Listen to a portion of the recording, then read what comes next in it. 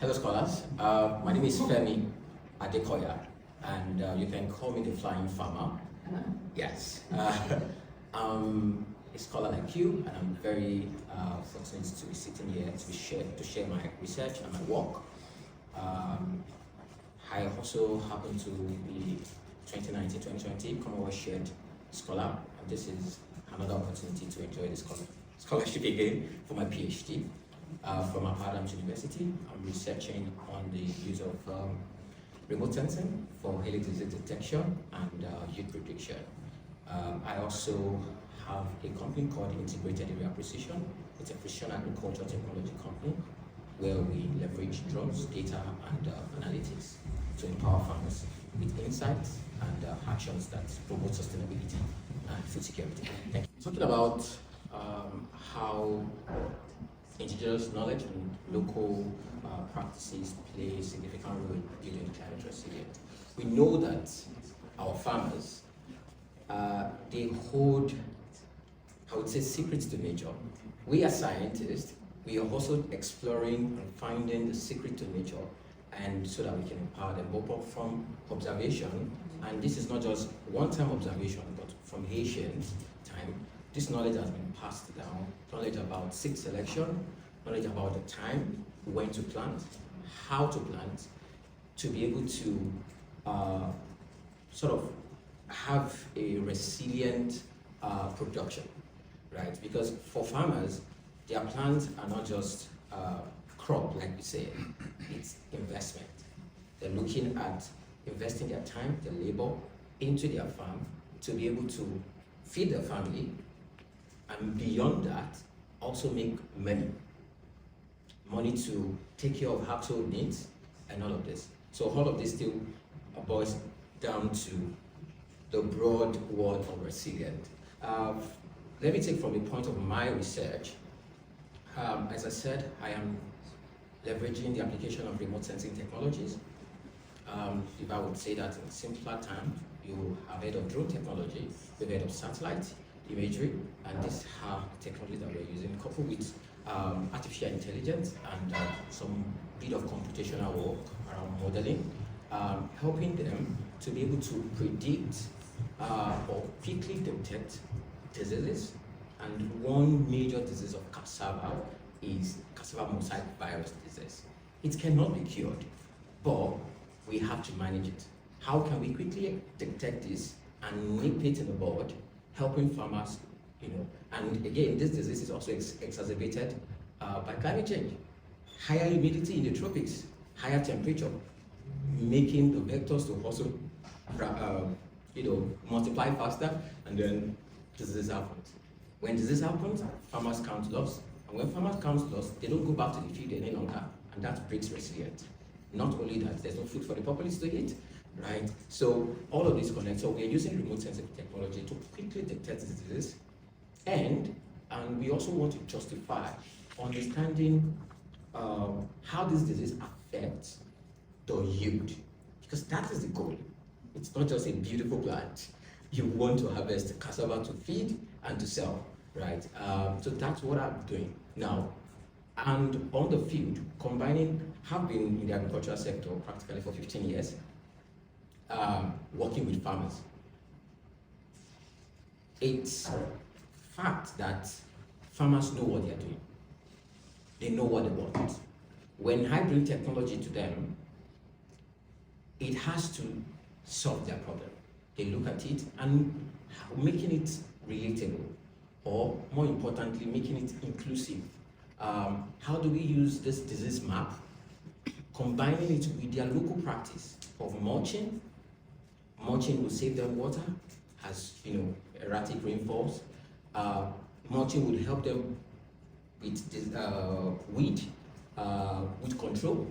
And they are also smart with the seed they select.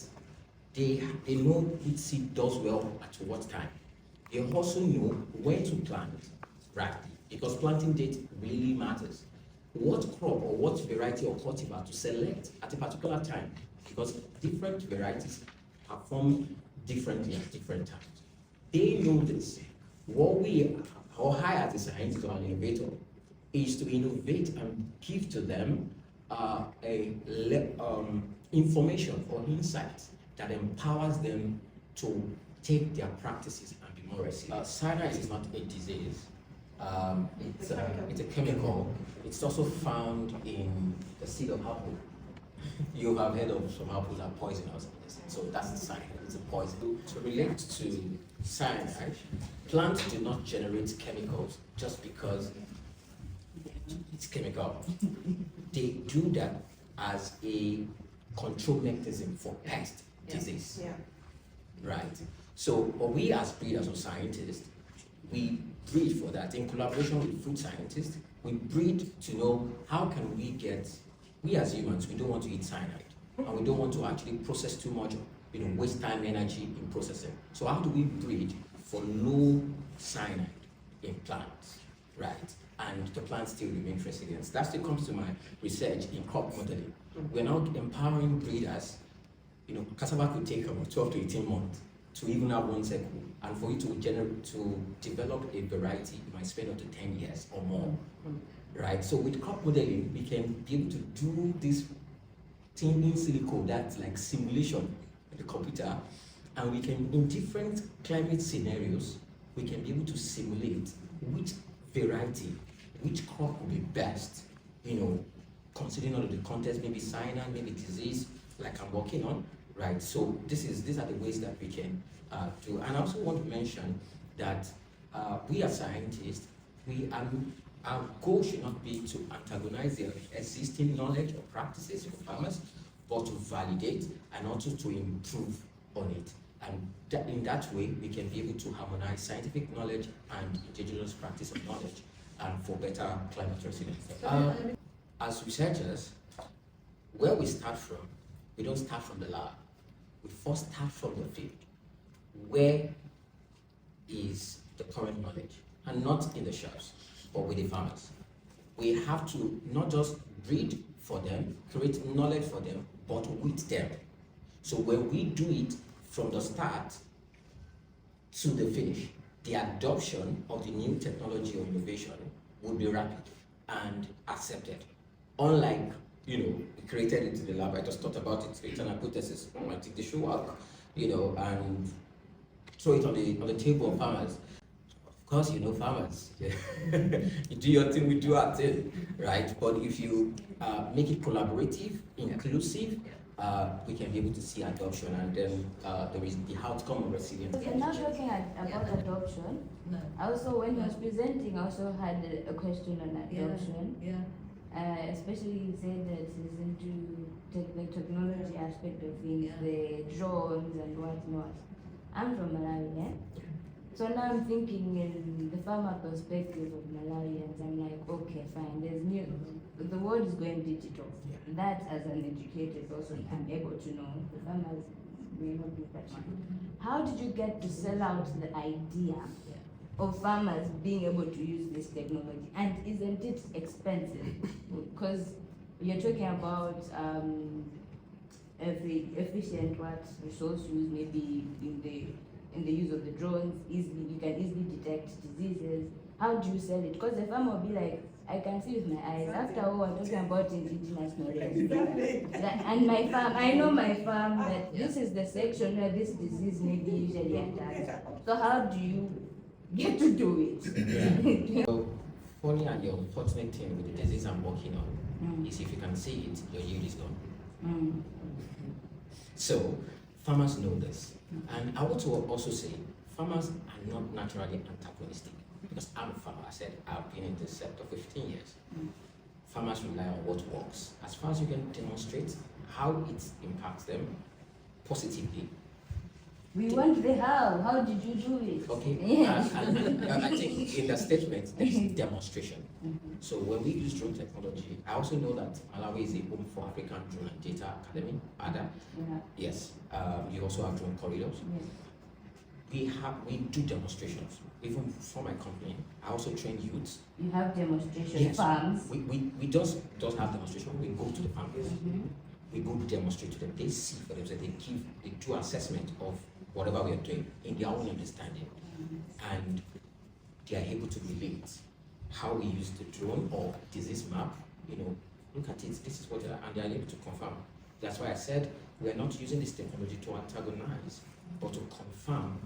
Most of the time, their biases, and their bias is towards food, is towards more income, right? It's the base of that. So we're able to demonstrate on farm site, and that's helping them. And as regards expensive, we're doing our best as private sectors to ensure that this technology is affordable.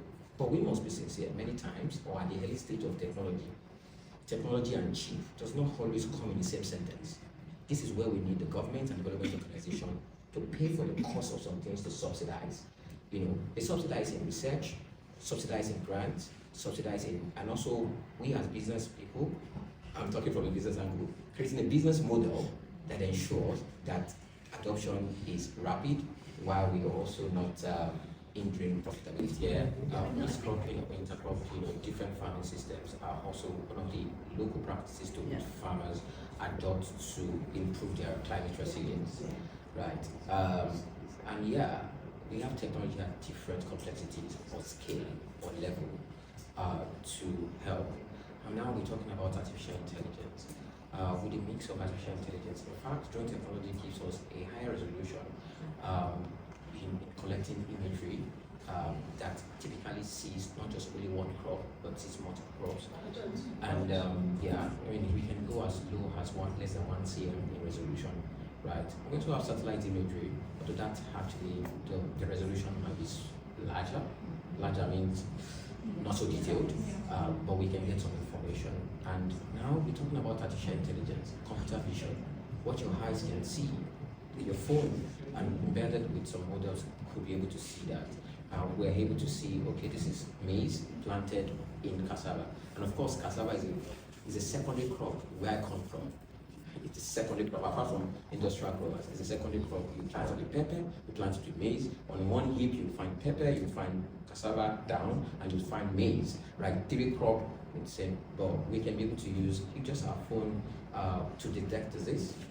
Just your phone. So there are technologies, and in fact, we're talking about seeds too. Seed selection. There's also a technology, it's a biological technology, not digital, called push-pull. Push-pull is actually something we find in intercropping or cropping. So where it helps farmers to reduce disease pressure, right? That's what we call we're farmers. It's local, and we took it and then scientifically it was very good. It extends the shelf life of tomato for about 2 weeks, fresh tomatoes for 2 weeks or more. And what it does is the local mud boards, right? They usually have a place under the shed where they not only just put a bigger one into another one. So it creates that cool environment for the fruit, and it helps farmers to extend the shelf life without needing to cold storage, electricity, expensive. It's just cool.